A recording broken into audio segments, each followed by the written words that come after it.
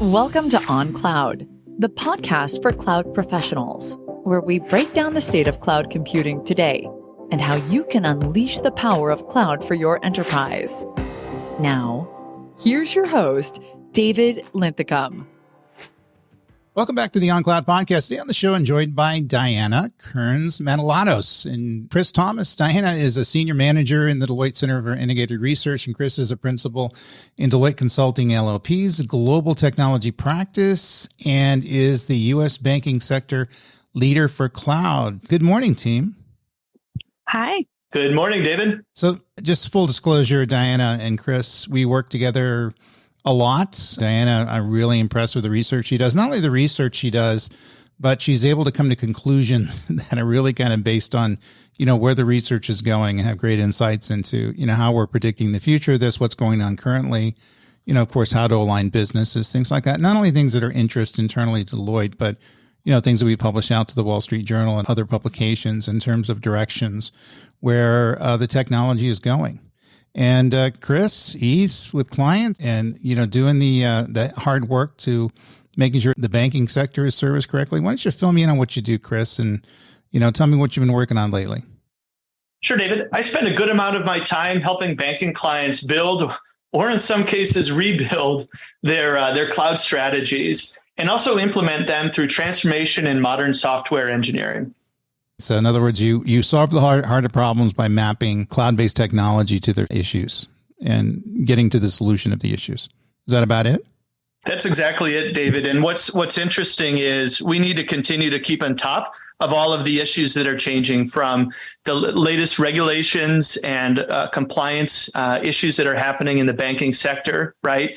As well as all the new and emerging tech that's happening in the market today. How do we bring all of that together to form a cohesive cloud strategy so it's not obsolete in outer years, but it's something that's real now and delivers business outcomes and the objectives set by the business? And finding patterns in between companies, things that are basically, industry solutions that we can start to build and share among various companies, those that are being built within the cloud, and even bespoke, solutions that are being built within the banking systems. Are you looking at that more these days? No, absolutely. And where we're seeing, we'll talk about it in a little while, but David, where we're seeing a lot of convergence happening right now is, I call it the verticalization of cloud, right? Now we're seeing cloud drive deeper into the sector, specifically around the concept of industry clouds. So again, I focus in the banking space. We're seeing a lot of cloud use cases and application focused more around things like banking as a service, compliance, anti-money laundering, fraud detection, et cetera. So really determining how our clients can leverage cloud to solve business problems that are deep at the heart of the sector. Yeah, I think that's a great response. I think ultimately you not only have to look at the application of technology in general, but how it specifically works in a certain industry vertical, because we're getting to the point where we're localizing services or localizing solutions for particular patterns that are in industries. And so whether it's banking or retail or healthcare or other things that are out there, moving forward, this is really going to be the focus moving forward, is the ability to look at industry clouds. So Diana, you recently did a survey. We're going to talk about it with Chris, but, kind of tell us what you do, and as far as getting your ideas for creating these surveys and what you look for when you get the data back, and how do you come to such excellent conclusions, which I think you have a great deal over the last couple of years since I've been working together with you. Appreciate it. In my role at Deloitte, I am very fortunate that I get to lead our global digital transformation research. And that's a big topic. It covers looking at strategy, the technologies, the operating model across a range of different technologies, AI, cloud, cyber. And so I really get to think about what are some of the big questions that we're hearing from our clients that we think that we can answer through research. And one of the ones you mentioned is our US Cloud Survey. And to maybe just pick that one and how we thought about what we should be looking at, cloud is a topic that over the last 2 years, especially with clients, has come up quite a bit.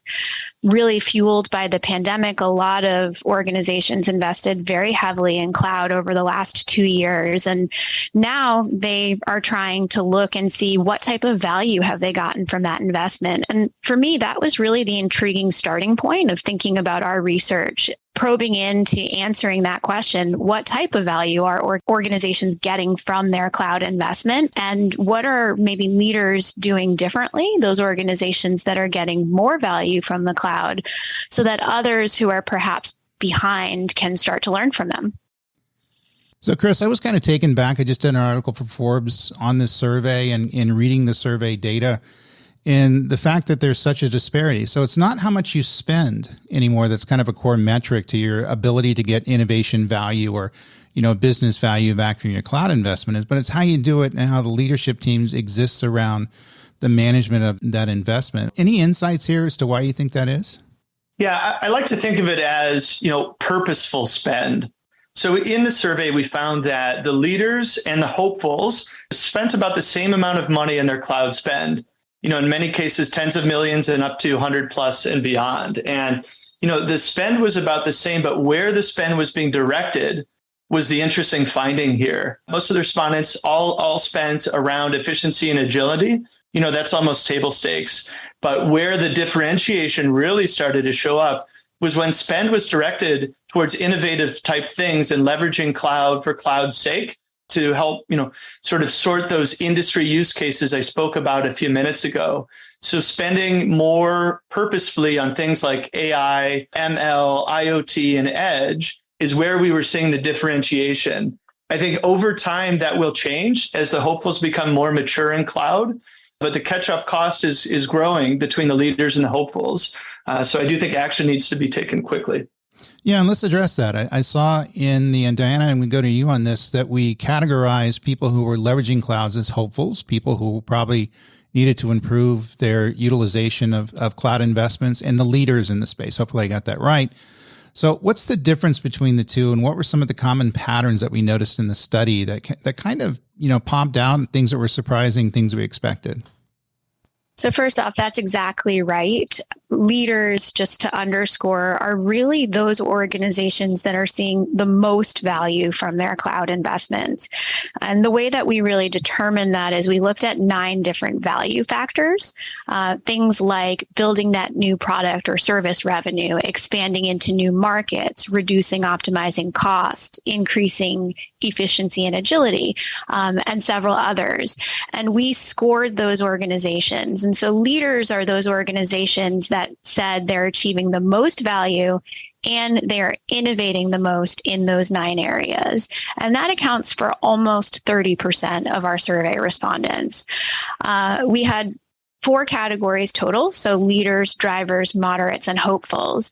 And those hopefuls account for about 15% of the organizations in our survey. And when you start to look at leaders versus hopefuls, that's where you see that innovation gap that Chris was talking about. And so when we started to look at the actions of what leaders were doing differently, there were a couple of things that came out. So first is the point that Chris made about it's not all about spend. It's about where and how you direct that spend. And some of the strategies that we heard from leaders that were different were things like multi-cloud. Most of our survey respondents overall said that they're using multi-cloud. But one of the things I think that was quite interesting about leaders was that their use of multi-cloud was a little bit different. They, for example, were using more in the range of 3 to 5 cloud service providers as part of their multi-cloud strategy versus the hopefuls that were either only using one cloud provider, so very early in their journey and exploration of cloud, or they were using a much larger number of service providers, experimenting, but not really settling into that kind of magic middle area of having found the right number of providers and really maturing in their data orchestration strategies across multi-cloud. So that was one of the big things. Another part of that was they were much more mature, the leaders, in terms of moving off of on-prem. And I think that's a trend that we see will probably continue based on the survey data, is that reduction of on-prem workloads is something that was pretty significantly different for leaders. And so that's one of the bigger findings. I think Chris mentioned another one about industry clouds.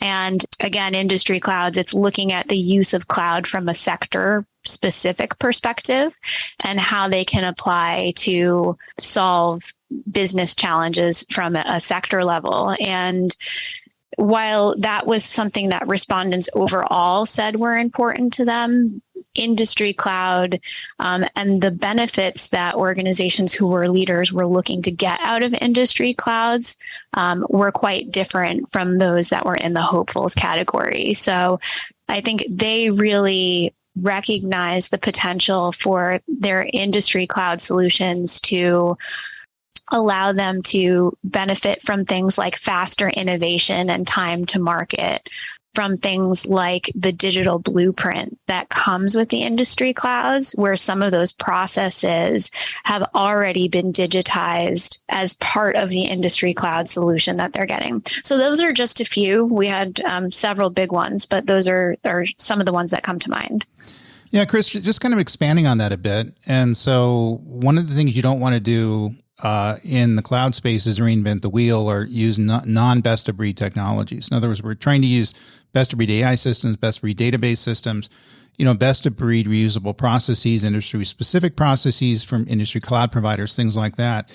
And anything short of that is going to be under optimized. I think what jumped out at me in the survey and kind of going through the data, that the hopefuls, I'm trying to figure out what they're doing wrong, versus figuring out what the leaders are doing right, aren't necessarily investing in the areas that they need to invest in, and they're using under-optimized solutions. So in other words, it's not that they're not spending the same amount of money as the leaders, because it looks like that's what we found in the study, but the resulting solutions are under-optimized in some way. So is this a talent architecture issue, a solutions development issue? As someone who builds, solutions for banks, is this something that can be improved by improving the training or, doing architecture different, solutions development, implementation of DevOps? It's a little bit of all of that, David. I think that the difference is the hopefuls continue to spend in areas that they've, quote, always known where to spend, in a little bit of, the status quo view. Whereas what we found was the leaders are really, since you mentioned workforce, they're looking to fundamentally transform the workforce, through upskilling and reskilling. And one of the biggest examples is that the leaders are placing a greater focus on software engineering culture. And that is a huge difference than what the hopefuls are doing. So the leaders are trying to build a culture of problem solving, product velocity, continuous improvement, fail fast, and really driving that throughout the entire organization and adjusting the performance standards, OKRs, and KPIs to let the organization know in the associates that it's okay to make changes and learn as you go. But we really want to build that deep engineering and concentration around software engineering. We're going to see more of this over the next couple of years as the hopefuls catch up, and the leaders will continue to set the example. Diana, I think that Chris said something very profound. The gap between where the hopefuls are and where the leaders are, if they're spending basically the same amount of money, and it looks like that's what we found in the survey, it goes to the fact that we're not thinking properly through the solutions, and we're probably not leveraging the technology we need to leverage as a true force multiplier. If the leaders are leveraging a multi-cloud solution, that means they value best of breed, and they're going to use whatever services they need to create the most optimal solution. And they onboard these things and manage the additional complexity and even the additional security risks and find ways to do it in a way that's not necessarily going to increase the amount of resources we need to throw at it. Where it looks like the people who want to be leaders are basically moving to leadership aren't really doing that. So in other words, they're not investing in talent time. They're not experimenting with technology to go off and build things using technologies that may be a natural act for many of them because they don't currently using the technology. So they have to change the culture and change the skill sets to move in that direction. Am I oversimplifying this? What you said is exactly right. And I'll hit on 2 points. I think the first is on the talent issue you just brought up. When we look at the survey data on talent, where hopefuls are, 49% of hopefuls say that they're just starting to think about strengthening their software engineering culture.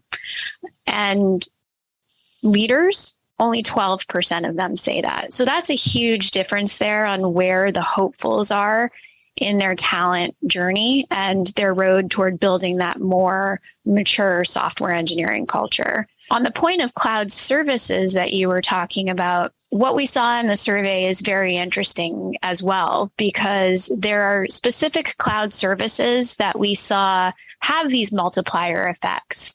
Leaders are gaining more value than hopefuls from cloud services like blockchain at a 10x multiple, AR and VR cloud services at a 5x multiple, container solutions at more than a 3 times value multiple, and so on and so forth. So I think it's exactly as you said, it's the combination of the strategies, and that goes to what are your business value goals, and some of those measures we spoke about before, where we had, are you looking to increase efficiency and agility?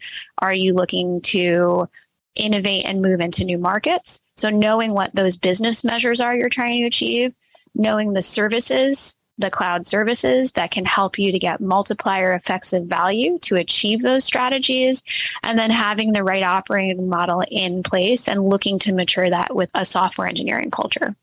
So, Chris, let's bottom line this for enterprises that are looking to be leaders in their marketplace, and it doesn't really kind of matter where they are currently, but improve their processes, improve their engineering culture, improve their utilization of innovative services as force multipliers to take their business to the next level. So, what lessons learned that you can convey out of the survey that you would tell a client now, maybe 2 or 3 things that they should consider? Well, I think the concept, David, around category leadership has changed, right? In the past, the organization were typically focused more around revenue and looking at the top and bottom line. But now the concept has changed. It's all about innovation. And as I said a few minutes ago, cloud is not about the cloud, but what can cloud make possible, right? That's going to be the real differentiator. And if organizations are not spending the right amount of time, money, and focus, right, the cost of catching up is going to be significant. But most importantly, though, is market position. So I think that's one piece around focusing on innovation, which certainly came out loud and clear in the survey. The other piece that I thought was interesting, David, was the sentiment and emotion about cloud and the stark difference between the leaders and the hopefuls. I thought this was very, very interesting. The leaders looked at cloud and the future of cloud with confidence and excitement, right? But I felt that the hopefuls were more enthusiastic. So one was a little bit more bold, that they've been there, they're conquering and taking advantage of. The others are, a little bit enthusiastic and excitement, but, that only goes so long. They need to start taking action quickly while the market's there before that gap starts to widen. So, Deanna, what I'm hearing here is, if I'm kind of looking at pattern, innovation is the force multiplier we need to get to. You got to remember that companies right now that don't learn how to innovate and disrupt in their markets, and of course, it really depends on the specific industry they're in, but all are going to value innovation, their ability to differentiate their product set, and have digital transformation and provide better customer experience, things like that. So ultimately, it's about leveraging technology effectively. Is this really coming down to the fact that, I just heard some great things from Chris in terms of they're enthusiastic, but they're not necessarily passionate about what they're doing? Or is this the fact that we probably need these organizations to try new things that, even if we're viewing this as if we're going to make a mistake, but the reality is we can't get into this market unless we accept a certain amount of risk, unless we learn to fail fast, unless we try some things that may or may not work to get to a more innovative state. And it seems to me the leaders are doing that. What are your thoughts on that? I think the message is that leaders need to be willing to make bold technology investments that are tracked back to strategic value goals. And that's really what's going to help give them the confidence that they're achieving what they set out to achieve. And part of, being bold is being innovative, being able to maybe withstand a little bit of uncertainty that maybe goes with an agile type of environment where a little bit of failure is acceptable because you know what the outcomes are that you're working toward. So be bold with your technology investments and willing to fail in some instances, but they can't all be failures. You need to have a certain amount of value-driven success with clear outcomes that you're looking to achieve to balance that out. Yeah, fail fast does not mean fail always. That's going to be have the opposite effect. So Chris, looking in the future, are we finding the fact that we're, organizations that used to be slow and steady win the race, and they're just doing, slow revenue growth and very conservative investments in leveraging, new technology, including technology in the cloud, are eventually going to kind of fall by the wayside because there has to be this innovative drive within these companies to take them to the next level. And, I wrote an article a few years ago about a business thing, which I never write about, called the brand apocalypse, where I kind of view folks who aren't necessarily taking advantage of these new technologies and weaponizing them to bring their businesses to the next level will ultimately be disrupted and displaced. And that seems to be happening now. So big companies are, changing their strategies. They're, probably not as strong in the marketplace as they were. New innovative upstarts and even some of the bigger companies that are becoming disruptors in the space are leveraging technology to gain access into a marketplace with more innovative strategies than they did before. So it's not about just building a better product and building a better service. That's important as well, but it's how you sell them, the customer experience you're providing. It's holistically, how you leverage innovation to kind of take your organization to the next level. And so the question would be, is that the case? And if it is, should we start changing our cultures to say more engineering stuff? We're acting faster, more agile. We're looking at optimization of this technology. It's become a very technology-driven company versus the way it was before. What needs to change for those who are less than leaders and we're looking to work their way up to leaders? Yeah. Well, I certainly don't think all will fall by the wayside, but you're right. Some are, and it's already happening.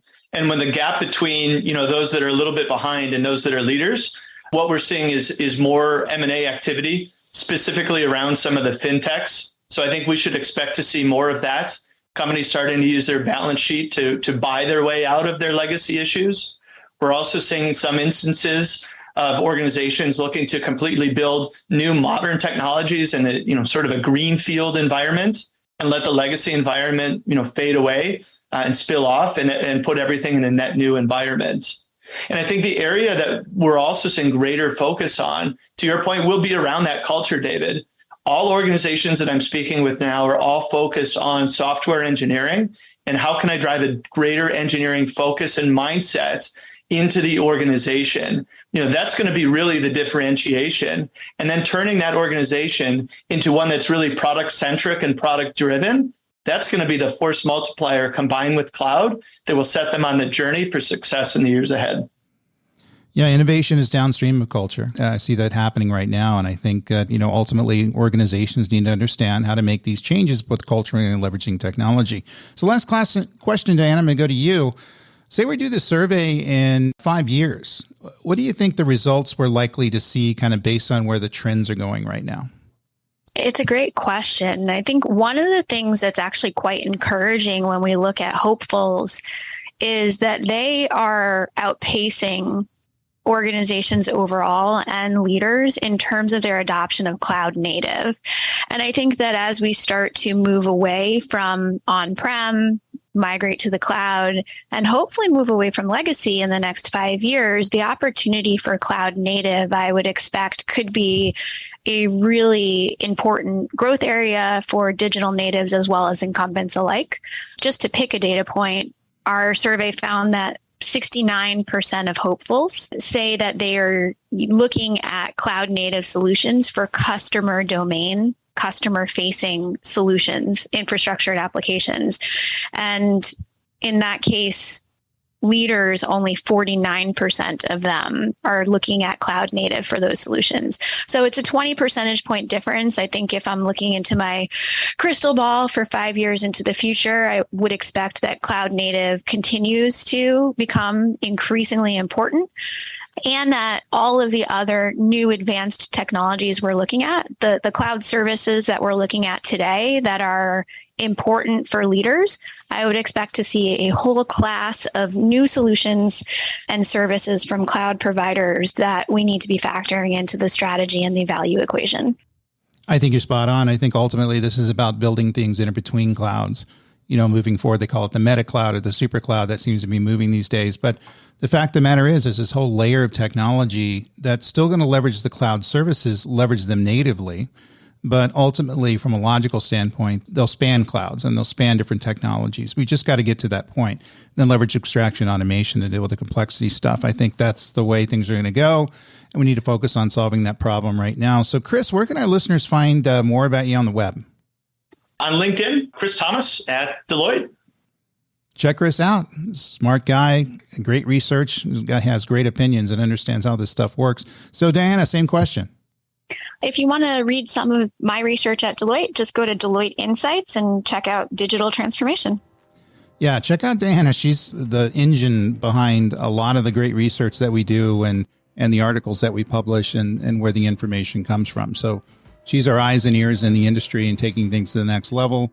Very impressed by her work, and I would encourage you to follow her as well. So if you enjoyed this podcast, make sure to like us, rate us, and subscribe. You can also check out our past episodes, including those hosted by my good friend, Mike Cavus. Find out more at DeloitteCloudPodcast.com, all one word. If you'd like to contact me directly, you can email me at dlinthicum, Linthicum, at Deloitte.com. So until next time, best of luck on your cloud journey. Everybody stay safe. Cheers. Thank you for listening to On Cloud for Cloud Professionals with David Linthicum. Connect with David on Twitter and LinkedIn. And visit the Deloitte on Cloud blog at Deloitte.com/US/Deloitte-on-cloud-blog. Be sure to rate and review the show on your favorite podcast app. This podcast is produced by Deloitte. The views and opinions expressed by podcast speakers and guests are solely their own and do not reflect the opinions of Deloitte. This podcast provides general information only and is not intended to constitute advice or services of any kind. For additional information about Deloitte, go to Deloitte.com/about.